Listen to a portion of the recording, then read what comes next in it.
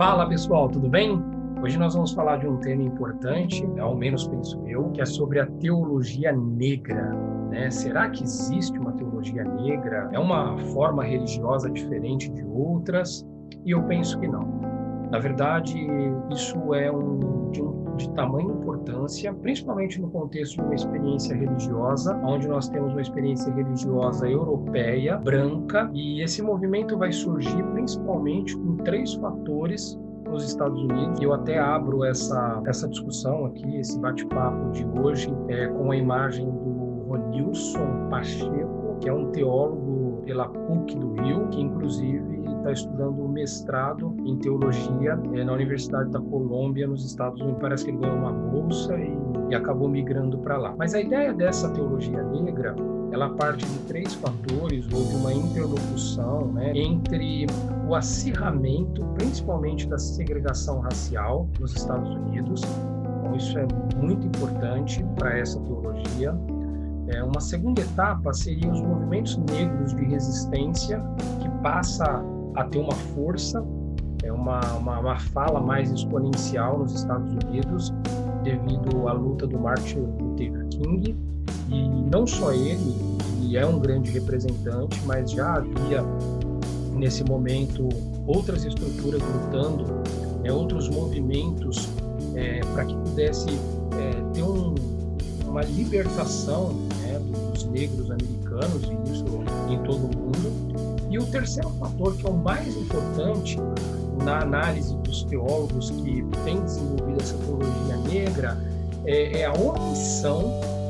Isso é até triste de a gente tocar num assunto como esse. Não só a omissão, mas a conivência dos cristãos brancos, dos Estados Unidos, e da Igreja Branca Americana também, e principalmente na região do Norte. Então, eles começam a discutir aqui agora, uma hermenêutica que parte de um texto que tenta se desvencilhar de uma hermenêutica branca, e vai começar a entender que, se Deus existe, com certeza ele olha para o sofrimento do povo negro. Não tem como Deus se isentar desse olhar, porque se ele é amor, ele vai olhar com esse amor para o povo negro. Então, eles começam a analisar passagens, uma hermenêutica de revisão. Essa hermenêutica é importantíssima para a teologia nessa época. E por quê? Porque eles começam a analisar passagens principalmente no que diz respeito ao Egito, à Etiópia, países africanos ou da África, mas que esses textos são tratados nas escolas superiores de teologia ou até mesmo nas escolas dominicais, como que se esse povo não fosse negro, como se essa teologia não fosse uma teologia negra, e isso passa meio que despercebido para quem estuda teologia. Então, começa-se uma releitura dessas passagens, e principalmente se nós olharmos aqui no Brasil, nós vamos ter uma releitura da escravidão no Brasil. A gente não consegue falar da ascensão dos brasileiros sem nós passarmos pelo contexto da escravidão. Nós não podemos falar da nossa economia, da nossa política, da nossa religião, se nós não passarmos pelo povo negro. E isso é o contexto da teologia negra, por que ela surge. Importante a gente destacar aqui que essa teologia não é a teologia africana, tá? Porque às vezes fala assim, a teologia negra tem a ver com as religiões afro e tal. Não, é sim uma teologia dos negros que vivem em estado de segregação e em situação de marginalização em uma sociedade racista branca. É até difícil para eu falar sobre esse tema. Eu estou fazendo isso pautado e com um referencial teórico de teólogos negros, porque eu sou negro, não passei o que esses seres humanos passaram. Então, eu estou tentando aqui imaginar o contexto que essa teologia surge e tentar dividir algo com vocês para que a gente possa dialogar e até avançar nesse tema, e a gente vai perceber que começaram a fazer isso com uma profundidade fantástica, né? Com conteúdo muito bom, principalmente a partir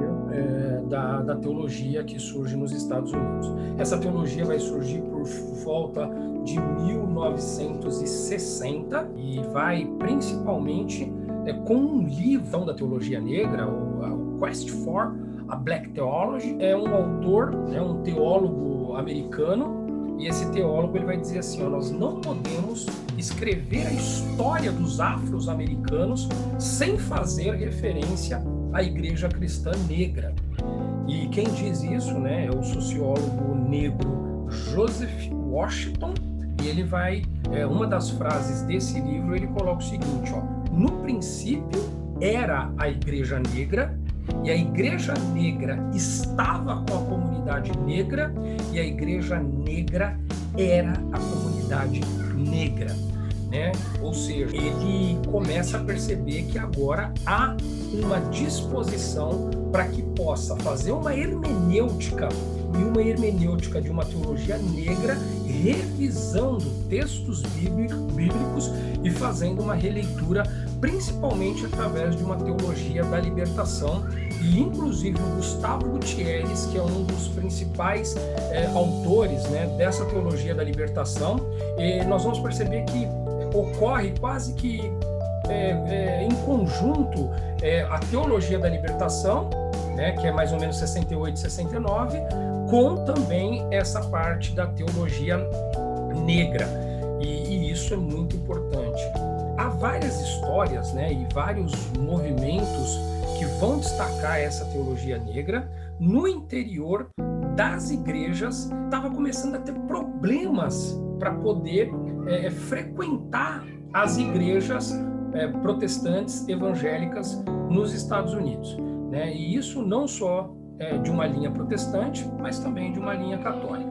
E aí nós vamos chegar na história, é uma história fantástica aqui, muito impactante, aliás, quando a gente lê essa história, que é desses dois cidadãos, que é o Absalom Jones e também o Richard Allen e Absalom Jones.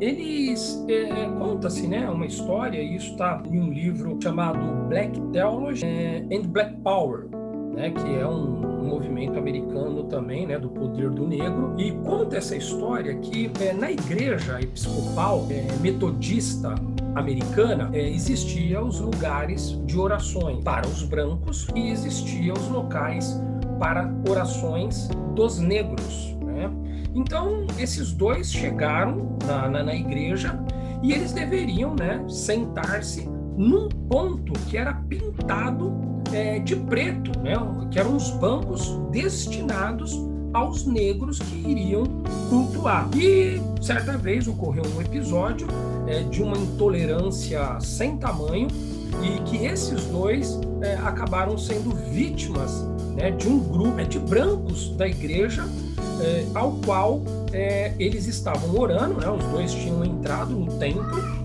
para o ofício religioso e não tinham ocupado o lugar destinado aos negros. Então eles sentaram, possivelmente, no banco dos brancos e começaram a fazer as suas orações. E aí, um dos conselheiros da igreja foi até o Absalom e falou: olha, vocês não podem fazer o serviço de oração neste local. Esse local não é habitual para os negros. Aqui é a oração dos brancos. E diz que o Absalom tinha acabado de se ajoelhar quando ouviu esse conselheiro gritar no ouvido dele: olha, saia daí, levanta, esse local não é destinado a você, você não pode estar orando aí. E o Absalom falou: olha, Senhor, eu só aguardo eu terminar aqui a oração, e assim que eu terminar a minha oração, eu vou para o lugar destinado. E continuaram os gritos: vamos, vamos, levanta-se, levanta-se, levanta-se. Nada disso, você não pode ficar aí, levante-se logo. E o senhor Jones insistiu: espere o fim da oração, eu vou me levantar, eu vou acabar logo com este incômodo. Mas o conselheiro da igreja fez o sinal para um outro membro e eles foram arrancados à força ali do local. Então, esses protagonistas, né, o Jones e o Allen, protagonizaram, né, algo diferente, novo nos Estados Unidos, que é fundar uma denominação cristã exclusivamente negra. Processo dessa constituição, e daqui começa-se a surgir também as igrejas negras independentes, que se separavam da matriz eclesiástica branca, e isso começou praticamente na Carolina do Sul, se não me falha a memória, há muitos anos atrás. Então aqui a gente vai começar a ter uma comunidade cristã negra que começa a emergir na metade aí dos anos 60, precisamente entre 66 e 69, já com esse termo começa a aparecer, que é a Black Theology, ou seja, a teologia negra. É claro que aí nós vamos para uma representatividade forte nos Estados Unidos, que é o Martin Luther King. É claro que ele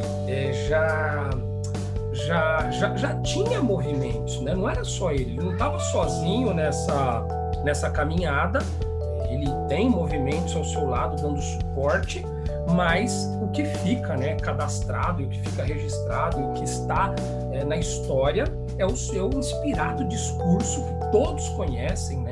Acho que é difícil ninguém não ter ouvido falar sobre o inspirado discurso I have a dream, ou seja, eu tenho um sonho, que foi pronunciado por Martin Luther King no dia 28 de agosto de 1963, por ocasião da Marcha sobre Washington. Então, aqui nós vamos ter esse homem que foi Prêmio Nobel da Paz em 1964, né? E ele foi assassinado no ano de 68, na cidade de Memphis, no Tennessee, e a bala do assassinato não matou apenas, né, a história conta, o Dr. King, mas também um período de história, matou uma esperança, matou um sonho, né, como escreveu alguns militantes do poder negro, alguns militantes dessa teologia negra. E a partir daqui, a partir da morte, né, do Martin Luther King, começa-se muitos movimentos pelos direitos civis dos negros americanos, de uma teologia racista, branca, europeia, ou contra, né, cada vez mais essas atitudes. Nós aqui partimos para o movimento do poder negro, né, do Black Power, e esse movimento foi fantástico, né? Foi um movimento principalmente que começa no verão de 1930. Então aqui também há um envolvimento da igreja, dessa teologia negra, desse movimento de um discurso onde Deus ele tem que olhar para os negros, e ele inclusive é negro. No último slide aqui nós vamos falar um pouco disso, se Deus é negro, se a gente pode falar de uma teologia partindo desse princípio, se isso, na verdade, não é quebrar paradigmas. E até para que a gente possa continuar, eu queria aqui, rapidamente, dar um pequeno corte aqui no texto, só para pedir para vocês, se vocês estão gostando, né, dos vídeos aqui, dos temas que estão sendo propostos, se inscreva no canal, ajude eu a divulgar esses vídeos e esse canal, para que esse conteúdo possa chegar a mais pessoas. Se você der um curtir no vídeo aí, né, um likezinho, também vai me ajudar muito, tá? Peço essa gentileza aí, que é importante para o YouTube disparar esse vídeo para mais pessoas possíveis, e eu dependo desse seu like aí. Se puder me ajudar, eu vou agradecer. Então, esse movimento do poder negro, ele nasce no verão de 1930. É interessante que é um vendedor ambulante negro, né, muçulmano, que se dizia originário da África. Ele iniciou uma propaganda capilar no gueto negro de Detroit para anunciar que agora sim os negros teriam uma verdadeira religião, e essa religião ela vai ter, né, uma interlocução entre a África e também a Ásia. Tratava-se, né, de uma forma heterodoxa de islamismo combinada com o pan-africanismo do líder negro americano Marcus Garvey, que no início, né, do século havia proposto às massas negras o retorno à África. Então nascia assim agora, nos Estados Unidos, essa comunidade negra que eles chamavam de Black Muslims, né, que é uma seita americana e que hoje conta aí basicamente com 100 mil adeptos, 80 mesquitas, e que nós vamos ter também uma fala forte que surge desse movimento, que nada mais nada menos é o Malcolm X, né, que fundaram a organização da unidade afro-americana e que seria agora uma luta revolucionária. Então a luta de Malcolm X é diferente da de Martin Luther King, porque o Luther King, a base da reforma dele, a base da crítica dele, da voz dele, era totalmente reformista, integracionista e não violento. É claro que mais pro final da vida do King ali, ele já estava mais radical, porque eu imagino o quanto deve ser difícil você lutar contra essas estruturas. Se apanha tanto, e aí é aquele poder da ação e reação, e você vai reagir. Malcolm X, ele continua sendo, apesar das diferenças das posições estratégicas por ele adotada, assim, são os dois grandes líderes, né? A estratégia do Malcolm X, ela já é separatista e tem, né, uma luta mais violenta, ela é segregacionista, não é integracionista como Luther King, e é claro que depois daí vai surgir ou vai se juntar também com esse movimento do Black Power, que é o poder negro, diferente um pouco até do que eles chamavam lá de Freedom Now, que é a liberdade já, com outro movimento também que surge na Califórnia, que é as Panteras Negras, né? Os Black Panthers. E tudo isso também tem contexto dessa teologia dentro desses movimentos negros. E, aqui nós temos o surgimento da teologia negra. E aí a gente vai ter uma identidade, né? E ela vai se formando, penso eu, a partir de 1966. A partir de 66, a gente começa a ter uma ideia. E por que 66? Porque a situação nos guetos negros, né? Aparece nesses guetos o surgimento agora de uma instituição, na verdade era um comitê que eles chamavam, que era Comitê Nacional dos Eclesiásticos Negros. E essa comissão, ela surge em 1966. Eles assinam uma declaração, que é a Declaração sobre o Poder Negro, e que foi publicada numa página inteira no dia 31 de julho de 1966, no New York Times. E essa declaração, né, ela tinha assim 4 pontos importantes, destinando e formando essa teologia negra. Então a declaração falava de poder e liberdade, um outro ponto era poder e amor, poder e justiça, poder e verdade. Então eram esses 4 pontos e que pegou essa página inteira no New York Times. Ali se declarava, né, a favor desse poder negro, desse manifesto do Black Power ou do Black Manifesto, e nós temos aqui praticamente o surgimento. Agora, por que uma teologia negra? Por quê? Talvez, né, será que é necessário fazer uma discussão como essa? E aí nós vamos ter a ideia da discussão desse comitê que for formado. Então eles vão dizer o seguinte, por que tem que existir uma teologia negra? Porque falar só, o povo negro de uma experiência religiosa ao qual eles eram segregados, ao qual eles não podiam. Veja o fato do Jones, né, que foi numa igreja e ao orar passa a ser expulso da igreja, precisa levantar porque não era o banco ali que ele tinha que fazer a sua oração, né? Então a teologia negra é uma teologia da libertação negra, é uma teologia da negritude, né, que eles chamam também de blackness, e essa afirma que a humanidade negra agora está se emancipando do racismo branco, provendo assim uma autêntica liberdade para poder estudar, para poder falar sobre pontos bíblicos importantes e que de fato, para um segmento branco nos Estados Unidos. Então, o que significa de fato essa teologia negra? Significa que a teologia deve confrontar-se com os temas que são parte da realidade da opressão do negro nos Estados Unidos, e não só nos Estados Unidos, mas aqui no Brasil também. Eu que fiz teologia no Mackenzie, não vi em nenhum ponto nós passamos aqui por autores, por artigos, por dissertações, por teses que fala sobre esse movimento. Não tem uma pauta para isso, não tem uma disciplina. Mas sempre foi assim. Então, precisa mudar. Se sempre foi assim, não dá para continuar sendo assim. Então, significa que nós não podemos ignorar mais todas as comunidades negras e que vem surgindo aí com uma teologia de base muito forte.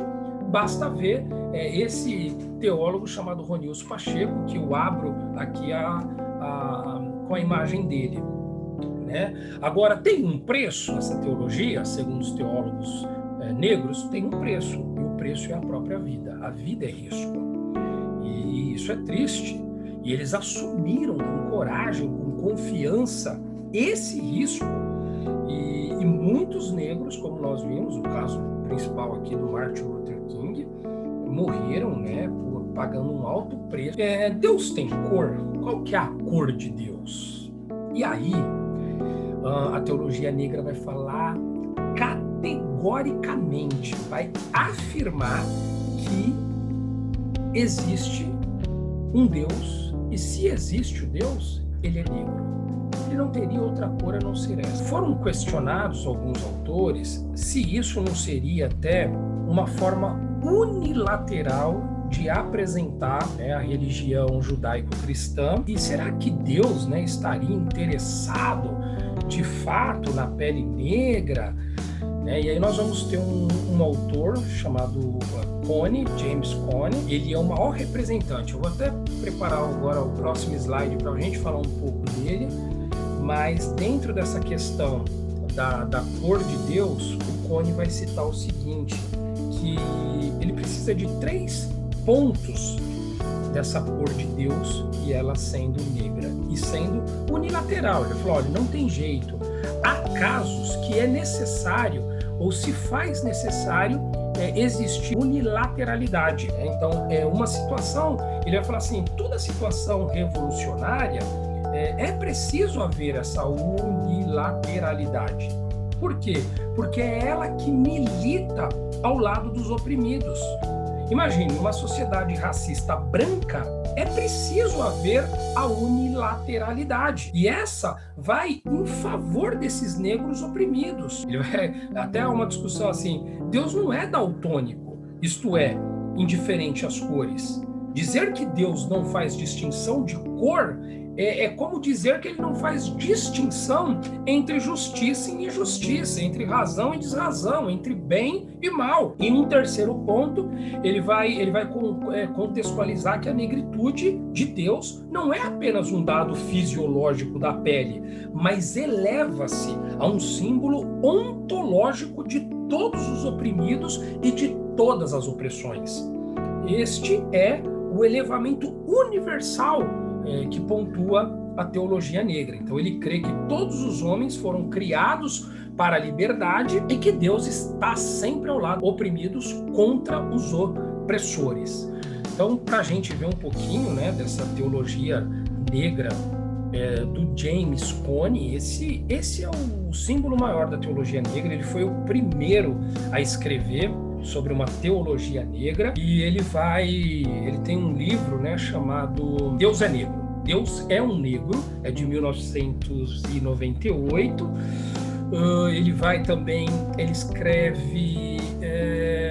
Ele escreve alguns livros, na verdade, não é só o Deus Negro. Ele fala Teologia Negra e Poder Negro. Esse é o que eu estava lembrando aqui.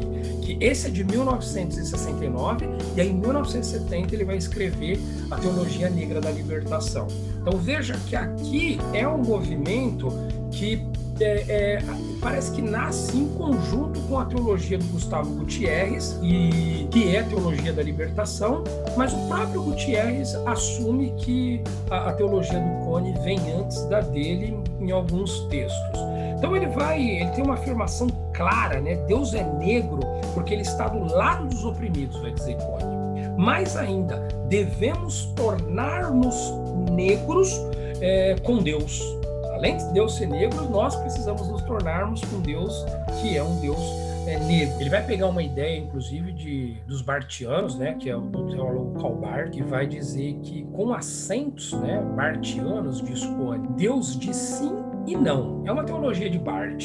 E diz não a quem oprime, e sim a quem é oprimido. E, portanto, então, nesse contexto da teologia barthiana, Deus é negro. Vai acentuar cada vez mais essa ideia de um Deus negro, e aí isso vai tomando cada vez mais forças e mais contundentes são os seus conceitos e o conteúdo que ele descreve. Por exemplo, ele vai afirmar também, o Cone, que a Bíblia foi escrita por hebreus negros, que o Antigo Testamento é a história dos hebreus negros, né? Jesus também, ele vai contextualizar que Jesus era um Messias negro, contextualizar essa questão da Etiópia, da África, do Egito, para reafirmar essa ideia de que os hebreus eram negros, né, na sua essência. Que diz, eu não posso entrar muito nesse aspecto, até por não conhecer muito sobre a história